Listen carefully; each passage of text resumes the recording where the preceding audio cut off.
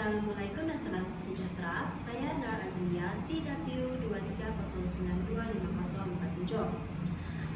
Pembintangan saya pada hari ini bertajuk Pengajaran Kemahiran Membaca berasaskan Nilai Kemanusiaan Bahasa Melayu Tingkatan 2. Maafkan saya, Tingkatan 3. Fokus pembintangan ini ialah bagaimana kemahiran membaca boleh dimiliki secara bermakna, bukan secara untuk peperiksaan. Dalam situasi bilik darjah, murid tingkatan 3 didapati sukar memahami teks ilmiah kerana kosakata yang tinggi. Murid membaca tanpa memahami isi dan akhirnya cepat bosan serta hilang minat membaca. Keadaan ini menjejaskan kefahaman dan penglibatan murid dalam pembelajaran. Slide yang seterusnya ialah isu utama dalam kemahiran membaca. Isu utama dalam kemahiran membaca bagi tingkatan 3 ada 4. Yang pertama ialah bacaan murid bersifat mekanikal. Yang kedua ialah murid membaca untuk menyiapkan tugasan, bukan untuk membina makna. Seterusnya ialah mereka kurang menggunakan pemikiran kritis dan tidak mengaitkan bacaan dengan kehidupan atau emosi mereka sendiri. Seterusnya ialah peranan guru bahasa Melayu. Peranan guru bahasa Melayu ialah membimbing murid memahami kosakata baharu, bacaan aktif, merangsang pemikiran kritis dan menjadikan aktiviti membaca lebih menyeronokkan serta bermakna. Slide yang seterusnya ialah kemahiran membaca sebelum, semasa dan selepas. Pengajaran kemahiran membaca perlu dilihat melalui 3 peringkat, iaitu sebelum membaca, semasa membaca dan selepas membaca. Ketiga-tiga peringkat ini penting untuk membina kefahaman murid secara menyeluruh. Mari kita beralih kepada slide yang seterusnya, iaitu strategi yang pertama sebelum membaca kosakata. Sebelum membaca, guru perlu membantu murid memahami kosakata penting dalam teks. Apabila murid sudah bersedia dari segi bahasa, mereka lebih yakin dan tidak berasa tertekan semasa membaca teks ilmiah. Strategi yang kedua ialah semasa membaca, iaitu bacaan aktif. Semasa membaca, murid perlu dibimbing membaca secara aktif.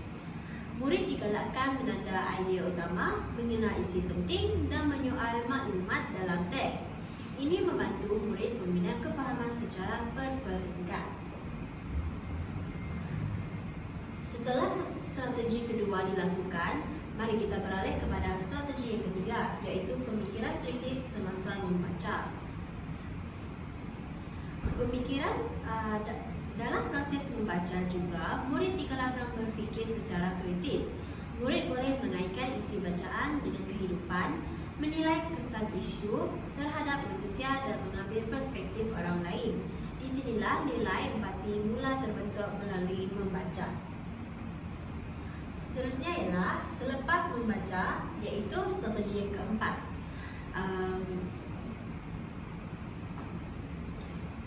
Selepas membaca, murid boleh diberikan penulisan ringkas sebagai respon bacaan.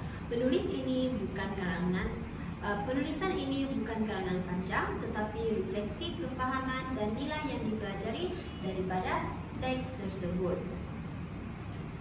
Mari kita beralih kepada slide yang seterusnya, iaitu nilai kemanusiaan melalui membaca. Di sini terdapat 4 nilai kemanusiaan yang dapat kita perolehi, iaitu melalui aktiviti membaca yang dibimbing, murid dapat membina nilai kemanusiaan seperti empati terhadap isu semasa, keprihatinan sosial, yang ketiga ialah kesedaran emosi, dan yang keempat ialah ekspresi diri secara terawal, iaitu membaca bukan lagi aktiviti akademik semata-mata, tetapi proses memahami manusia dalam kehidupan.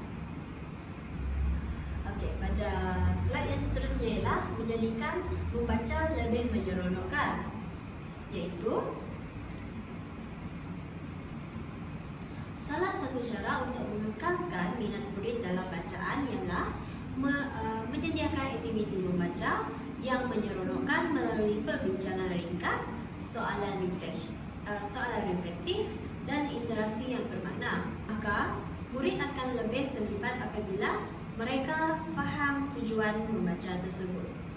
Seterusnya iaitu slide yang terakhir ialah kesimpulan berdasarkan keseluruhan pembentangan saya, iaitu pengajaran kemahiran membaca perlu menekankan kefahaman pemikiran kritis dan nilai kemanusiaan. Kemahiran mengarang digunakan sebagai alat sokongan, manakala membaca kekal sebagai fokus utama dalam membentuk murid yang berfikir dan berempati. Sekian itu saja daripada saya. Terima kasih.